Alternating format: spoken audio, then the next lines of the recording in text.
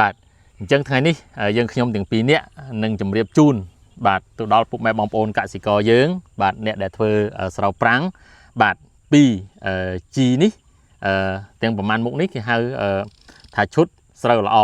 បាទអញ្ចឹងឈុតស្រូវល្អនេះគឺយើងមាន3មុខបាទទី1យើងមានជីសរីរាង្គផ្កាឈូករ័ត្នមួយកញ្ចប់បាទទី2យើងមានជីត្រីកោណបាទ63232នេះ1គីឡូបាទហើយនឹងទឹកជំនួយ PL 60នេះ1លីត្របាទ1ដបនេះ1លីត្របាទអញ្ចឹងក្នុងមួយឈុតនេះតម្លៃ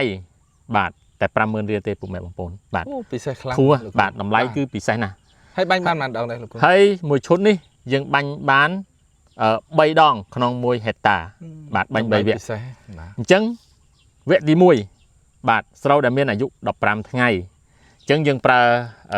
ជីសរីរាង្គផ្កាឈូករ័ត្ននេះ1ស្លាបព្រាបាទនេះស្លាបព្រាយក្សបាទអញ្ចឹងសម្រាប់ជីត្រីកោណ63232នេះក៏1ស្លាបព្រាដែរប៉ុន្តែស្លាបព្រាបាយណាស្លាបព្រាបាយយើងនេះបាទអាខ្លីក៏បានអាវែងក៏បានបាទបូកនឹងជាមួយទឹកចំនួន PL 60នេះចំនួន40 cc បាទបើយើងអត់មានវ៉ល cc ហ្នឹងទេយើងប្រើ4គម្របនេះទៅត្រូវហើយសម្រាប់ទឹកធុង25លីត្រណាបាទអញ្ចឹងសម្រាប់លើវគ្គទី2បាទបើសម្រាប់វគ្គទី2ស្រូវប្រាំងដែលមានអាយុ30ថ្ងៃគឺយើងប្រើប្រាស់ជីសរីរាង្គសញ្ញាផ្កាឈូករ័ត្ននេះចំនួន2ស្លាបព្រាបាទ2ស្លាបព្រាយក្សនេះ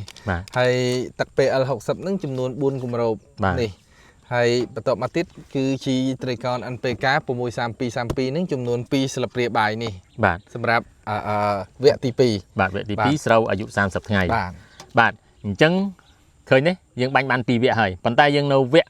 45ថ្ងៃមួយទៀតដែលកសិករជាទូទៅគាត់វគ្គហ្នឹងគឺវគ្គដែលផ្ដាច់ជីប៉ុន្តែក៏ផ្ដាច់ជីមុននោះប៉ុន្តែសម្រាប់ជីបំពន់យើងវគ្គហ្នឹងគឺវគ្គ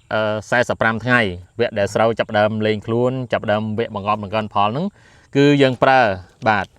វគ្គទី3ហ្នឹង45ថ្ងៃយើងប្រើជីសរីរាង្គផ្កាឈូករ័ត្នហ្នឹង3ស្លាបព្រាបាទ3ស្លាបព្រានេះដែលខ្ញុំបង្ហាញនេះស្លាបព្រាបាទហើយបន្ទាប់មកទៀតបូកជាមួយនឹង